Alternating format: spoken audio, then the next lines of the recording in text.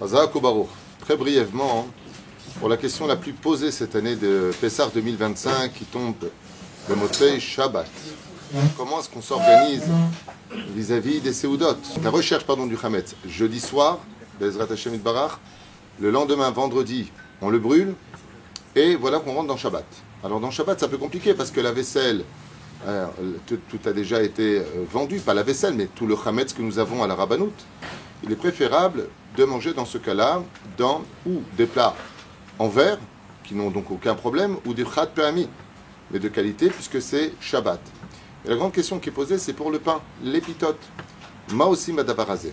Celui qui peut, Bezrat Hashem, apporter des pitotes selon la quantité du nombre de personnes pour le vendredi soir et le samedi matin, avant 10h06, donc prier au Netzachama pour manger sa deuxième séouda sur les pitotes. Dans le cas où il en restera un tout petit peu, il aura le droit, donc, dans ce cas-là, de les jeter dans le slat, dans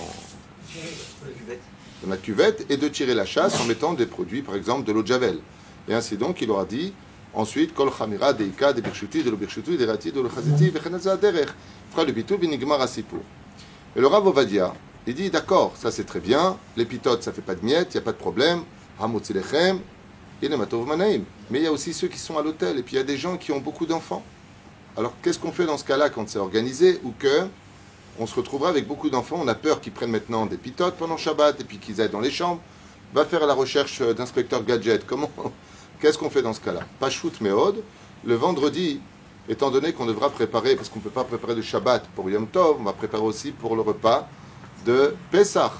Ainsi donc, quand on aura les marmites sur le feu, on prendra des matzot, mais attention, il faudra veiller à ce qu'elles soient entières. On trempera dans le bouillon, dans la sauce.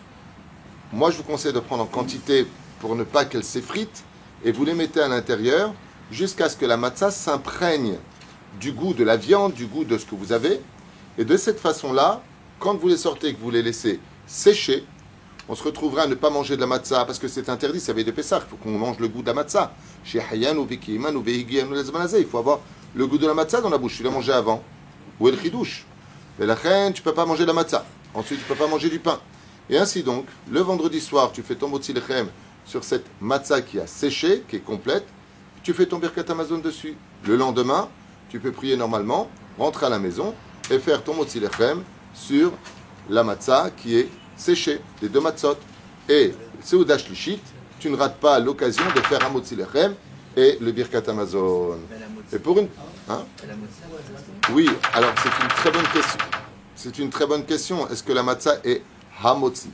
À Tchouvaï, pour les Sfaradim, toute l'année la matzah c'est mezonot. Mais étant donné qu'on est veille de Pessah et que ça s'appelle cas de force majeure, Maran Arav Ovadia Yosef ainsi que d'autres poskim disent que dans ce cas-là on fera la bénédiction de hamotzi ve birkat Amazon.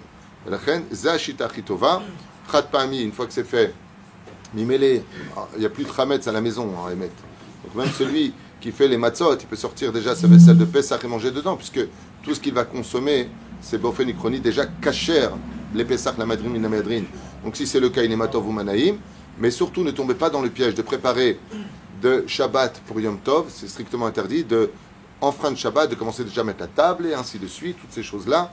Adif Vadashelo, la sot, Beshim Panimofen. C'est pour ça qu'il est bon aussi de préparer une bougie de 48 heures, puisque le Shabbat pour Ezrat Hashem, l'allumage des bougies, puis pour ceux aussi, malheureusement, qui fument encore et qui ont besoin de fumer, au lieu de fumer les autres, pendant Yom Tov, ils pourront fumer. Et Bezrat Hashem, d'allumer les bougies de Yom Tov de Pessah, bien après la sortie des étoiles. Quelqu'un m'a dit la question, quand est-ce qu'on fait l'Avdallah? Pendant le premier kidouche des 4 vers du Seder de Pessah, tout simplement. Là-bas, vous suivez le Sidour, c'est marqué. Et si ça tombe au Shabbat, vous direz Baruch Ata Hashem, v'choulé, v'choulé.